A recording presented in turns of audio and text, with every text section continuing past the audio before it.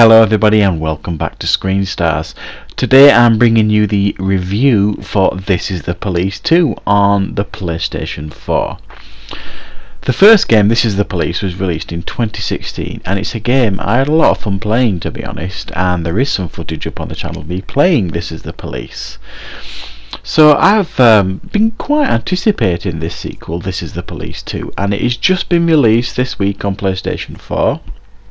On Tuesday, I believe, and I've had an opportunity now to put a good number of hours into this game, so I believe I can give you a pretty in-depth review on This Is the Police 2. So what are my thoughts on this game? Well, straight away guys, I would say if you're a fan of the first game, I think you're going to enjoy this game, because even though they have added some new mechanics and things like that into the game, which we shall talk about, it is generally very similar to the first in how it plays and how it feels, and for those that don't know, basically this is like a police simulator, and at the very core of the game, it's a strategic heavy game where you are the chief of police basically, and you send out squads of police and police cars etc. to different crimes throughout the city, and you've got to try and negotiate those crimes with as little fuss as possible, and get through to the end of the day. And it's almost like a management sim as well. You've got to manage the police station and manage the police officers, and they've added to that, they've expanded that on this game, and by that, if you've played the first game, you know what I mean in regards to managing the police station and managing the police officers. And what they've done this time, they've expanded on that in a sense of each of the officers now comes with certain skill sets, like strength and intelligence and stealth, negotiation skills, shooting, things like that. And some are better than others in certain areas. Now if you send a police officer to a crime and they successfully solve that crime or make an arrest, you can add to their skill set, so you can increase their strength or intelligence or shooting, whichever you like. And also they get perks, they increase perks, and those perks become important as another mechanic they've added to this game on the similarities to XCOM, and if you've played that game you'll know what I mean. There are actually now scenarios, I will call them major crimes, like a bank robbery or something like that, that you have to you send out a team of officers to this site, and it plays out very much like XCOM, and by that you are negotiating the scene, you are taking turns to seek out the suspects, arrest them. You can shoot them or arrest them, you can stun them, and some of them are disarming bombs, all that kind of stuff. And it's very, very similar to XCOM actually guys, this part of the game, and generally speaking it's a nice addition to the game. However, it isn't XCOM, and by that I mean it's not as refined as XCOM, it's not as well designed as XCOM, in the sense of, you know,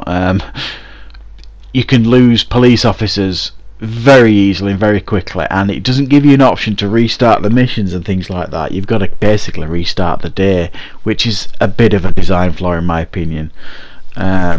So I think they could have designed it a little better, because it's, even other than the basic tutorial they give you right at the beginning in regards to this part of the game, when you actually start doing it, you're like learning as you go, and you learn through mistakes. However, in this game these mistakes are costly because you lose officers, and you know, I think they could have put something in that made it a little easier, or gave you the option to retry the mission, because I don't think they're easy. So I think you will find them a little bit frustrating, but it is a nice addition overall. You still get your investigations, you know, you've got your homicides, all that kind of stuff, where you've got to go out and find clues and slides and all this kind of stuff. And then there's assaults that you've got to plan like days in advance and put the right officers in the right places with the right skills, which I think works pretty well. And it just plays very similar to the first one. The setting's different this time. I can't remember the name of the city, but it's like it's not a big city anymore. You're on like it's almost like a wintry Canadian town. But the setting's pretty good, I do admit, and they have upgraded the graphics in regards to the map, and they're travelling around the map with the police cars and things. It's got that shell shaded graphical feel. From my perspective though, I think the weakest part of this game is the story aspect. It's a direct continuation from the story from the first one, which, to be honest, I thought the worst part of the first game was the story thing. It was too heavy, and it went on for too long. And this game is quite off-putting the first hour or so, because it's very, very story heavy. And if you're not interested in the story, or you've never played the first game, you're going to struggle in regards to understanding the story, who these characters are, certainly one in particular. So I think it probably would have been a good idea to do a bit of a catch-up at the beginning for people who've never played the game, to understand who these characters are and what happened in the first game.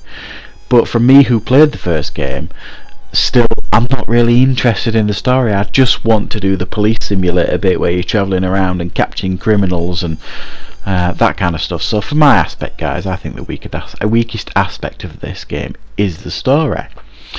That's not to say that I don't think the story is well written and the voice acting isn't good, because I do, and I think, you know, the way they do the story, it's like, you know, sliders and then basic animation, and it's done well. I just, you know, it's too heavy, and it's you know, you'll play out your day. You'll do your crimes and stuff at the end of the day, you'll reassign your officers for the following day, and then boom, by routine you'll get 5, sometimes 10 minutes of story heavy stuff and cutscenes, and it to me it slows down the game. There's other things you can do. You can find things while you're out and about, valuables. You can make deals with the locals, and then you can sell them on the black market or sell them at the post office.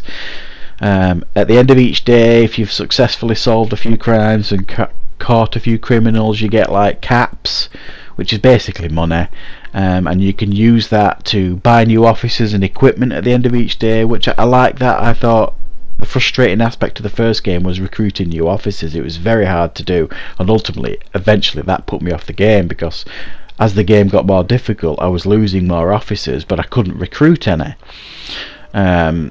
Whereas this game, if you do well one day and you get a lot of caps, you can basically buy new officers or hire new officers, you know, which I think is a better mechanic than the first game. So from my perspective, guys, I am enjoying this game. I do think it is an improvement on the first game. I appreciate the ways they have tried to improve it.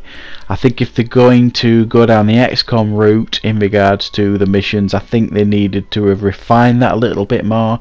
It doesn't just work as well as you think it does. It's actually too hard or very frustrating. But I appreciate the attempt of what they tried to do. They've tried to mix it up a bit and make it a bit more interesting.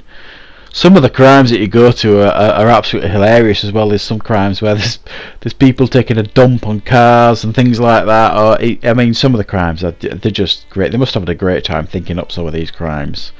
And it is quite mature themed as well, guys. It is definitely not for a young audience, this game. There's a lot of bad language in it, and there is and some of the crimes as well, you know, are not for young eyes. So definitely not for kids, guys. I would suggest this game. But for me, guys, I appreciate this game. I do enjoy it. I am enjoying it more than the first, because ultimately I got fed up with the first game. So I think they've added things into this game. They have improved it. Is it worth the $24.99 that I paid for it? Yes, I would say so. The first one, I think it was $15.99. This is $24.99 in the UK, so it's probably going to be a little bit more expensive in the States and things like that. So I do think it's good value, because I will certainly be playing this for a good number of days. So yeah, guys, I'm going to give this game, I'm going to give it a 7.5 out of 10, because I'm enjoying it. I don't think it's perfect. It's not as polished as other strategy games. I think they have taken a few missteps. The story is very heavy, and the first hour of the game is hard to get through because it's so story based and heavy on the story. But once you get into the game, it is a lot of fun. There are some good mechanics, and it doesn't back you into a corner like the first game did and make it far too difficult. So yeah, 7.5 out of 10, guys. I think definitely if you enjoyed the first, I think you'll find things here to enjoy in the second one too. So thank you very much for watching.